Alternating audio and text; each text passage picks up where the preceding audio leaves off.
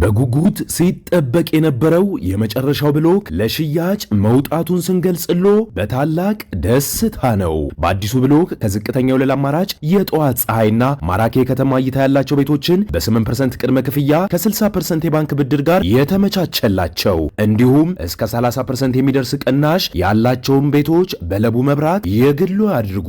በእኛ በኩል ሲመጡ ልዩ ቅናሽ ያዘጋጀን ሲሆን እንዲሁም 2 ቤት ለገዛ 1 ቤት በነጻ የሚያገኙ በትን የዕጣ ኩፖን ያገኛሉ። ለበለጠ መረጃ በ0923 257924 ላይ አለያም በ0912 6837 13 ላይ ይደውሉ።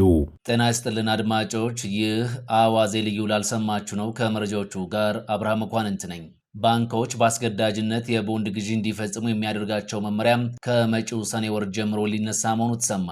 የቀድሞ የቅዱስ ጊዮርጊስ ተጫዋች 14 ሚሊዮን ብር ካሳ ሊከፈለው ነው። ካሳ ከፋዩ እግር ኳስ ክለብም የውጭ ሀገር ክለብ መሆኑ ታውቋል። የዝነኛው ድምፃዊ ቴዎድሮስ ካሳሁን ቴዲ አፍሮ ወላጅ አባት በአንድ ተቋም ውስጥ በስሙ መታሰቢያ እንደተሰየመለት ተነገረ። የአርባ ምንጭ ከተማ ከሙዝ ዱቄት በተዘጋጀ እንጀራና ዳቦ የከተማውን ሕዝብ መመገብ መጀመሩ ተሰምቷል። አዲስ አበባን ጨምሮ ሌሎች ከተሞች በመጪዎቹ ሐምሌና ነሐሴ ወራት ከባድ ጎርፍ ያሰጋቸዋል ተባለ። በ10 ወራት የወርቅ ሽያጭ ከ2.57 ቢሊዮን ዶላር በላይ ገቢ መገኘቱም ተሰምቷል። የሰሜን ኮሪያውን ፕሬዝዳንት ኪም ጆንግ ኡንን ያስቆጣ ተግባር ፈጽመዋል የተባሉ 4 ባለስልጣናት መታሰራቸው ተሰማ። ሁሉንም ጉዳዮች በዝርዝር እንነግራቸዋለን። አብራችሁን ቆዩ። ባንኮች በአስገዳጅነት የቦንድ ግዢ እንዲፈጽሙ የሚያደርጋቸው መመሪያም ከመጪው ሰኔ ወር ጀምሮ ሊነሳ ነው ተባለ። ውሳኔው የባንክ ኢንዱስትሪውን ሊያነቃቃ የሚችል እንደሚሆንም ተመላክቷል። ብሔራዊ ባንክ አስገዳጅ የቦንድ ግዥና የብድር ጣሪያ መመሪያዎች ሊነሱ መሆኑን ይፋ አድርጓል።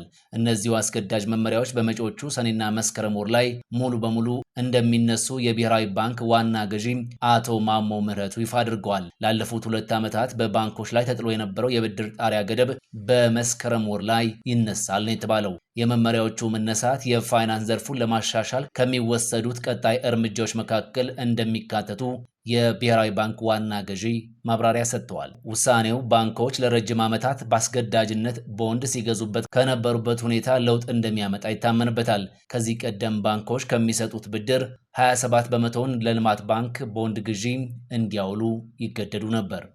የቀድሞው የቅዱስ ጊዮርጊስ ተጫዋች 14 ሚሊዮን ብር ካሳ ሊከፈለው ነው። ካሳ ከፋዩ የእግር ኳስ ክለብም የውጭ ሀገር ክለብ መሆኑ ታውቋል። የግብፁ የእግር ኳስ ክለብ ለኢትዮጵያዊ ተጫዋች ነው ይህንን ካሳ እንዲከፍል ፊፋ ወስኖበታል የተባለው። የግብፁ ሐራስ አልሆዳድ ክለብ ለሄኖክ አዱኛ ካሳ እንዲከፍል የሚል ውሳኔ ፊፋ ማሳለፉ ታውቋል። የቀድሞው የቅዱስ ጊዮርጊስ ክለብ ተጫዋች የነበረው ሄኖክ አዱኛም ለግብፁ ሐራስ እግር ኳስ ክለብ በመፈረም አቅንቶ የነበረ ሲሆን አንድም ጨዋታ ላይ ባለመሰለፍ የነበረውን ስምምነት አፍርሶ ወደ ሀገሩ ተመልሷል። ሄኖክ በግብፁ ቆይታ አንድም ጨዋታ ላይ ያልተሰለፈ ሲሆን ደመወዝም ሳይከፈለው ቆይቷል። ጉዳዩንም ወደ ፊፋ ወስዶት ክስ መስርቶ ቆይቷል። የፊፋ እግር ኳስ የግልግል ኮሚቴው በሰጠው ውሳኔ የግብፁ ክለብ የተጫዋቹን ደሞዝ 12197 ዶላር ከ19 ሳንቲም እና ተጨማሪ 5 በመቶ ወለድ እንዲከፍለው ተወስኗል። በተጨማሪም ክለቡ ከተጫዋቹ ጋር የነበረውን ውል በማቋረጡ 94926 ዶላር ካሳ እንዲከፍለው ተወስኗል። ሄኖክ በዚህ ሰዓት ለመቀሌ ሰባ እንደርታ ተሰልፎ እየተጫወተ ይገኛል። የአርባ ምንጭ ከተማ ከሙዝ ዱቄት በተዘጋጀ እንጀራና ዳቦ የከተማውን ሕዝብ መመገብ መጀመሩ ተሰማ። በኢትዮጵያ ከፍተኛ የሙዝ ምርት ካለባቸው ቦታዎች አንዷ የሆነችው አርባ ምንጭ ከተማ የሙዝ ፍሬን ወደ ዱቄትነት በመለወጥ ነዋሪዎቿ እንጀራ፣ ዳቦና ገንፎ እንዲያዘጋጁ ማድረግ መጀመሯ ነው የተሰማው። የአርባ ምንጭ ዩኒቨርሲቲ የሁለተኛ ዲግሪ ተማሪዎች የሰሩትን ጥናታዊ ጽሑፍ መነሻ በማድረግ የሙዝ ፍሬን ወደ ዱቄትነት ለውጦ ለምግብነት መዋል መቻሉን ዩኒቨርሲቲው ይፋ አድርጓል። በኢትዮጵያ በዚህ ሰዓት ከጤፍ ብቻ የተዘጋጀ እንጀራ መመገብ ለብዙዎች የማይቻል ሆኗል። ይህንን ተከትሎም ባለፈው ሰሞን ካሳቫ የተባለው ስር ከእንጀራ ዱቄት ጋር ተቀላቅሎ ለምግብነት መዋል እንደሚችል በምግብና መድኃኒት ቁጥጥር ባለስልጣን ፍቃድ መሰጠቱ ይታወሳል። አሁን ደግሞ እንጀራን ከሙዝ ዱቄት ማዘጋጀት እንደሚቻል በጥናት ተረጋግጦ ለምግብነት መዋል መጀመሩ ተሰምቷል። እስካሁን ባለው ሂደት የሙዝ ዱቄት በተለያዩ የምግብ አይነቶች እየተዘጋጀ ጥቅም ላይ መዋል ጀምሯል ሲል የአርባ ምንጭ ዩኒቨርሲቲ ይፋ አድርጓል። በቅርብ ጊዜ ውስጥም ምርቱ ወደ አዲስ አበባና ወደ ሌሎች የክልል ከተሞች ይሰራጫልም ነው የተባለው። ይሄው የሙዝ ዱቄት ታሽጎ ከ6 ወር እስከ 1 ዓመት ድረስ የመቆየት አቅም እንዳለውም ተነግሯል። የዝነኛው ድምፃዊ ቴዲ አፍሮ ወላጅ አባት ካሳሁን ገርማሞ በጉራጌ ዞን መታሰቢያ እንደተሰየመለት ተገለጸ።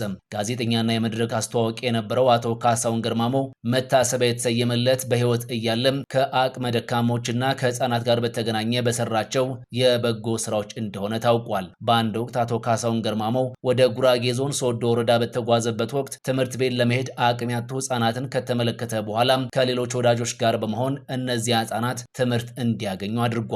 ባደረገው አስተዋጽኦም ህፃናቱ እስከ 8ኛ ክፍል እንዲማሩ አስችሏል። ይህንን በጎ ተግባር ከዓመታት በኋላ በማስታወስ የትምህርት ቤቱ አስተዳደር እውቅና ሰጥቷል። ለታላቁ የመድረክ ሰው መታሰቢያ ይሁን በማለት ከ4 ዓመት በፊት የትምህርት ቤቱ ቤተ መጻሕፍት ካሳሁን ገርማሞ ተብሎ መሰየሙ ተነግሯል።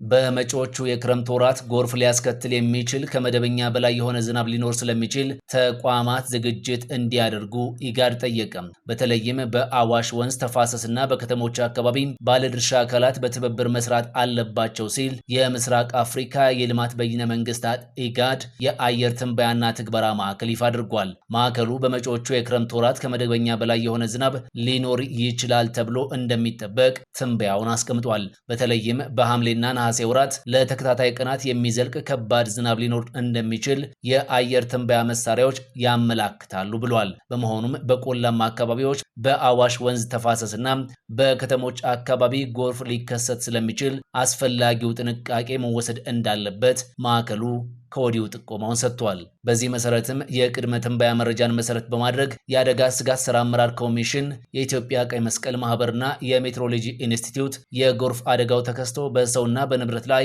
ጉዳት ከማድረሱ በፊት አስቀድመው ተናበው መስራት አለባቸው ተብሏል። በ10 ወራት የወርቅ ሽያጭ ከ2.57 ቢሊዮን ዶላር በላይ ገቢ ተገኘ ተባለ። በእነዚህ ወራቶች ውስጥ ወርቅ አምራች ከሆኑ ክልሎች ከ29396 ኪሎ ግራም በላይ ወርቅ ወደ ብሔራዊ ባንክ ተልኳል መባሉ ተሰምቷል። ትግራይ ክልል ከፍተኛ የወርቅ ምርትን ለብሔራዊ ባንክ በመላክ ከክልሎች ቀዳሚ እንደሆነም ተሰምቷል። በዚህ መሰረትም ትግራይ ክልል 12210 ኪሎ ግራም ወርቅ ለብሔራዊ ባንክ ማቅረቡ ሲነገር፣ ኦሮሚያ 6910 ኪሎ ግራም፣ ጋምቤላ 4590 ኪሎ ግራም እንዲሁም ቤኒሻንጉል ጉሙዝ ክልል 3689 ኪሎ ግራም ወርቅ ማቅረባቸውን የማዕድን ሚኒስቴር ይፋ አድርጓል። የተገኘው የወርቅ ምርት ጨምሯል የተባለ ሲሆን ለዚህም ብሔራዊ ባንክ በባህላዊና በአነስተኛ መጠን ወርቅ ምርት ላይ ለተሰማሩ አምራቾች ተግባራዊ እንዲሆን የወሰነው ማበረታቻ መነቃቃት እንዲፈጠርና ህገወጥ ንግዱም እንዲቀዛቀዝ በማድረጉ እንደሆነ ተሰምቷል። በመጨረሻም የሰሜን ኮሪያውን ፕሬዝዳንት ኪም ጆንግ ኡንን ያስቆጣ ተግባር ፈጽመዋል የተባሉ 4 ባለስልጣናት በእስራት ተቀጡ።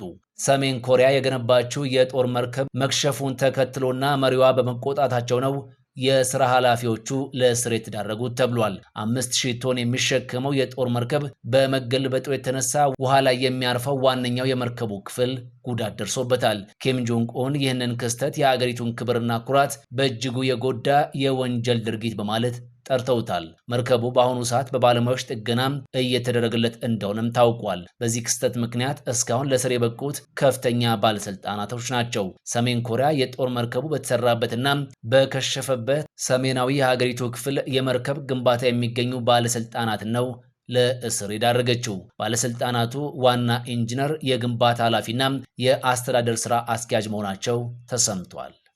ይህ አዋዜ ልዩ ላልሰማችሁ ነው። በጉጉት ሲጠበቅ የነበረው የመጨረሻው ብሎክ ለሽያጭ መውጣቱን ስንገልጽሎ በታላቅ ደስታ ነው። በአዲሱ ብሎክ ከዝቅተኛ ወለል አማራጭ የጠዋት ፀሐይና ማራኪ የከተማ እይታ ያላቸው ቤቶችን በ8% ቅድመ ክፍያ ከ60% የባንክ ብድር ጋር የተመቻቸላቸው እንዲሁም እስከ 30% የሚደርስ ቅናሽ ያላቸውን ቤቶች በለቡ መብራት የግሉ ያድርጉ።